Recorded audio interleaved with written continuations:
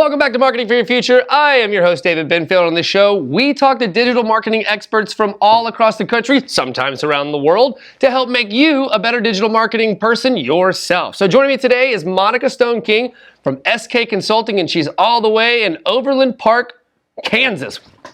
Right on. So, Monica, thanks for joining us today. How are you? I'm good. How are you? Thanks for having me. And just for those of you that don't know, Overland Park, Kansas is a suburb of Kansas City. So okay. Go Chiefs. It's not as remote as it sounds. Exactly. We're right in the heart of. We're the armpit of America. Oh, no, don't say that. No, that's Louisiana where I grew up. Never mind. Okay. That's neither here nor there. I'm just kidding, Louisiana folks. I'm just kidding. I love you too. So Monica, talk to me about SK Consulting. Give us a little synopsis about your company. Sure. So we are a husband-wife team. We have 40 plus years experience in corporate marketing and communications. And I decided 8 years ago that I wanted to do my own thing and bring our services to the nonprofit sector and the solopreneurs and entrepreneurs who are competing against those with big bucks. So that's kind of us in a nutshell. We are a full service marketing team. And yes, it's my husband and I. We love each other very much. He puts up with me. We've been together 19 years and have worked together for 7. So, and it's working just great. We are. Yeah, that's fantastic. So it's a little spooky to go from, the corporate world where everything seems like, there's a lot of stability. There's a lot of consistency. It's a big jump to go start your own company and go battle against the big dogs. So talk to me about that experience of leaving the comfortable confines of the corporate world to this scary situation and, well, quite frankly, awesome situation of running your own company.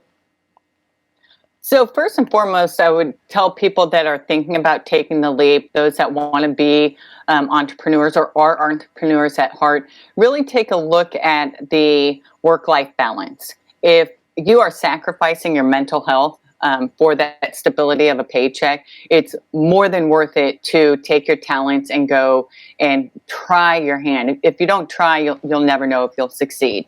To do something that you want to do that makes a positive impact on others. So it wasn't really scary. For me, I'm a planner, hence the interview today, being the planner for the digital marketing world. But I had customers lined up. I put my feelers out way before I gave my notice, and I didn't leave the company that I was with high and dry either. So we left on good terms. But I always say have a plan in place and make sure you have the resources to work through your plan. If you don't have the resources and you don't have a plan, then you're going to set yourself up for failure. So it worked out for me, thankfully. Nice. That sounds like a great way to go. Make sure that you have your I's dotted and your T's crossed before you walk away, and always leave on good terms, right? Like, we don't ever want to burn any bridges. Yep. So let's do some. Let's peer into the future. Let's talk about marketing. Exactly. So, how do you see the industry changing in the near future? Let's say even just like a year or two out. Well, first, the industry is always changing. What worked yesterday probably won't work tomorrow. So I always say take a look at what your competitors are doing. And that will give you a gauge who's being successful at what they're doing, who's failing. And imitation is the best form of flattery. So you don't necessarily have to do exactly what your neighbor's doing, but improve upon it. I personally think videos are the best way to go. We were promoting that well before the pandemic and before everybody went remote and before Zoom, got all of the stocks. So just really be cognizant of what your message is and be able to provide short snippets of video and get it on any platform that you can. But really do the research on where your potential customers, where your target audience are getting their information. That's where the industry is always evolving. There are so many different channels out there. You have to do your research on what makes the most sense. And there's another one of my coworkers right there. Yeah, the buddies. I love it. Just totally threw me off track. You always have to plan. Sorry, you always have to plan. I mean, I didn't plan for this dog to come into the picture, but oh well, that's me. And you really, that's another thing. The future of marketing is really to be your true, authentic self. We preach that from the very beginning. Do not throw money at different platforms before you know what it is you are trying to promote, what it is you want people to know about you, what your why is, and then find the platforms that are best aligned with your mission. You don't want to target somebody that does not have the same values as you, because regardless of how awesome your services are, your customer service is, they're not going to give you a great review. That's what we have found in our research. So you target the people and the organizations that align with your mission, and you do that by continually researching different platforms and staying up to date on trends. I like it. That actually just covered the next question I was going to ask, which was advice, and you totally knocked that one out of the park. I think that, I had one guest on before a couple of weeks ago that were saying, and this is just to go to the video point you were making, that still images are done. Like there's almost like not much of a real reason to have still images anymore. Everybody just kind of glosses over them. Video is king right now. And so that's great advice, like to make sure that you're dealing with that. And then as far as the values end of it, we just had a guest on who said the same thing. It's like, people would rather spend a little bit extra money on something to know that the company aligns with their values than to just go out and get the cheapest damn thing you can find.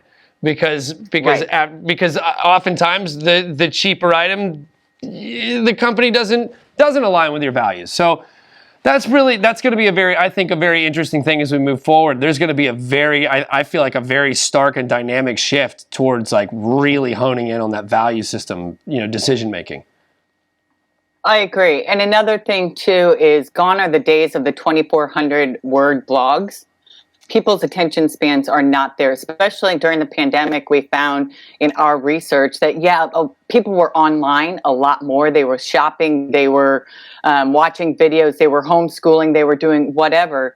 But that was overload. There was too much information and there are too many windows open. I mean, think about when you're trying to get all of your tasks done. And especially us women who are multitaskers at heart, you've got all of these tabs open in your brain. And you're like, what can I check off, or what, you're just jumping from one thing to the next. Well, the same is true online. So people aren't going to sit through a 2,400 word blog or article, no matter how awesome it is. So have little tips, little bullet points, little video snippets. And that's a way, I always say social media is kind of like the bar scene. And you didn't ask for this analogy, but I'm going to give it to you anyway for free. Twitter and Instagram are kind of like the one-liners. You're at a club and you got one line to pick somebody up. Facebook or Meta or whatever it's called now is more like you get a group of friends together with another group of friends and you're kind of talking over one another, but somebody says something that's interesting and it starts a whole nother conversation going. Right. LinkedIn is the first date.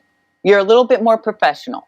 So you are asking the right questions and you're leading them to the website, which is the commitment ceremony. So everything that you are saying along the lines, any little videos that you do better be authentic, because when they get to your website or when they get to that commitment part of the sales cycle, then you better be consistent and accurate and authentic and all of those buzzwords that you want to use. Right on. Thank you so much. So don't fake the funk, because we're going to know. Don't fake the funk. Thank you so much for being on the show today, Monica. We really, really appreciate your time.